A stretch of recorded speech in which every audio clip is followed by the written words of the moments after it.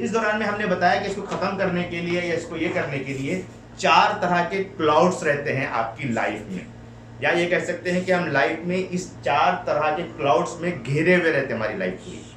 पहला क्लाउड ये रहता है कि हमारे पास नेगेटिव लर्निंग्स रहती है लाइफ में, या ये कह सकते हैं कि जजमेंटल अप्रोच हमारी लाइफ का ये बहुत ज़्यादा हानिकारक है, हमारे लिए नुकसानदेह है। यानी कि जजमेंटल अप्रोच अगर हमारा है कि हर चीज़ को नेगेटिव थिंकिंग के साथ देखते हैं, नेगेटिव अप्रोच के साथ अगर हम हर चीज़ को देखते हैं तो हम कामयाबी लाइफ में हासिल नहीं कर पाते हैं। तो हमें क्या करना है, उसके उलट ये करना है, बी लाइक ए चाइल्ड, यानी कि बच्चे की तरह हमें जिंदगी गुजारनी चाहिए। उसके लिए पॉजिटिव लर्निंग अप्रोच होना चाहिए, हर चीज़ में क्यूरियोसिटी हमारे अंदर होनी चाहिए, हर चीज़ में लर्निंग करने का हमारे अंदर जज्बा हो, कुछ ज़्यादा से ज़्यादा सीखें, कुछ ज़्यादा से ज़्यादा दुनिया को देने वाले बने, दुनिया से कुछ हासिल करने वाले बने। यानी एक बच्चा जो क्यूरियस होता है, बार बार जो है सोचता है, गौर व फिक्र करता है, चीज़ों को जो है एक्सपेरिमेंट करता है, उसको जो है बहुत ज़्यादा एक्सपेरिमेंट करके चीज़ों को हासिल करने की कोशिश करता है, उस तरह की अगर हमारी कैफियत होगी, नेगेटिव लर्निंग प्रोसेस से, जजमेंटल पोजीशन से, यानी कि डाउट वाले अंदाज से बाहर निकल के हम जो है पॉजिटिव अंदाज में, पॉजिटिव लर्निंग अप्रोच हमारे अंदर हो,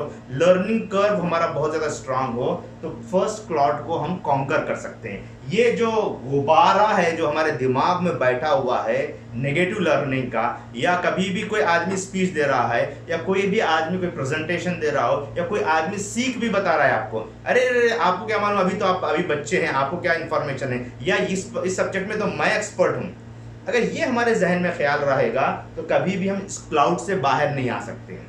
हमें ये करना है कि हर आदमी जो कि छोटा, इवन छोटा बच्चा भी है, उसे ABCD भी नहीं मालूम है, लेकिन उससे भी कुछ ना कुछ लर्न करने की मेरे अंदर जज्बा होना चाहिए, कुछ ना कुछ सीखने का मेरे अंदर जज्बा होना चाहिए। अगर ये होगा तो हम लाइफ में बहुत दूर तक जा सकते हैं, कामयाबी हमारे कदम चूम सकती है।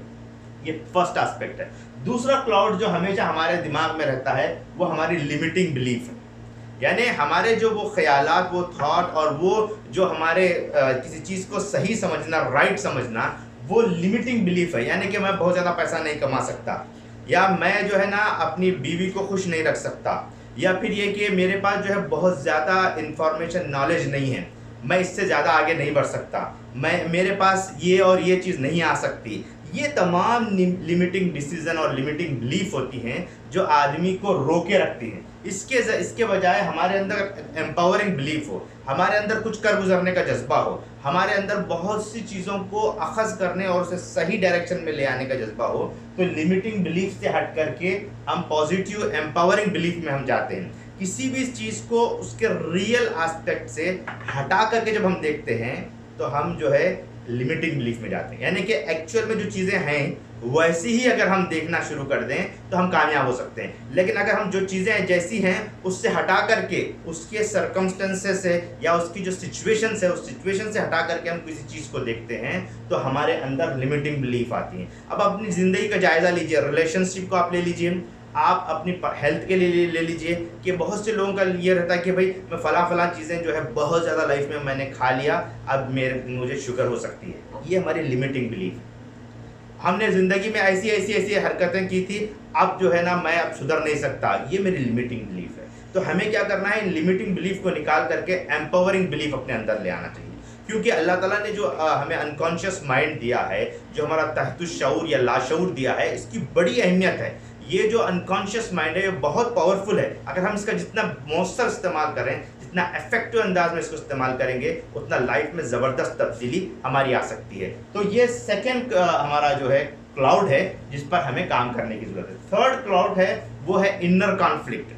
लाइफ में पर्सनल लाइफ हो, प्रोफेशनल लाइफ हो, आपकी जो है ना पेरेंटल लाइफ हो, या फिर आपका एजुकेशनल लाइफ हो या सोशल लाइफ हो, हर जगह कहीं ना कहीं आपको इनर कॉन्फ्लिक्ट या प्रोकास्टिनेशन से हमारी ज़िंदगी भरी पड़ी रहती है। और ये प्रोकास्टिनेशन और ये इनर कॉन्फ्लिक्ट इतनी ख़तरनाक चीज़ होती है जो हमें 10 साल पीछे ले जाती है लाइफ में, 15 साल, 30 साल, 25 साल। हमारे पास बहुत से मुख्तलिफ क्लाइंट्स आते हैं जिससे हम जब इनर कॉन्फ्लिक्ट को रिजॉल्व करते हैं तो ऐसा लगता है कि उन्होंने अपनी लाइफ का सबसे बड़ा अचीवमेंट कर लिया है।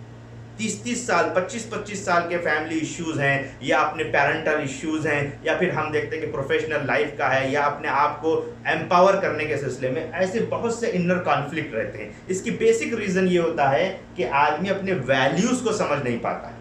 जब आदमी अपने वैल्यूज़ को समझ पाएगा और वैल्यूज़ को रीअलाइन करने में कामयाब हो जाएगा तो लाजमन उसके इनर कॉन्फ्लिक्ट खत्म हो जाता है। इसके लिए हम NLP में पार्ट इंटीग्रेशन के नाम से एक टेक्निक करते हैं जो बहुत ही इफेक्टिव होती है, जिससे जो है ना 20-20, 30-30 साल के जो इश्यूज मसाइल थे लाइफ के वो ख़त्म होते चले जाते हैं। फिर चौथा क्लाउड है, ये बहुत ज़्यादा इंपॉर्टेंट है। ये तीनों क्लाउड पर असरअंदाज होने वाला ये क्लाउड है और ये क्लाउड कहते हैं नेगेटिव थिंकिंग। जब हमारी नेगेटिव थिंकिंग होती है तो उसकी वजह से इनर कॉन्फ्लिक्ट आता है। नेगेटिव थिंकिंग हमारी होती है तो हमारे अंदर लिमिटिंग बिलीफ आती है। नेगेटिव थिंकिंग अगर होती है तो हमारे अंदर negative learning process, negative learning curve हमारे अंदर पैदा होता है। तो इसके लिए जो है ना हमारी जो थिंकिंग प्रोसेस है, जो ख्यालात का बहाव है, उसको सही डायरेक्शन देना, मुस्बत सोच अपने अंदर पैदा करना। मुस्बत सोच बहुत इंपॉर्टेंट है।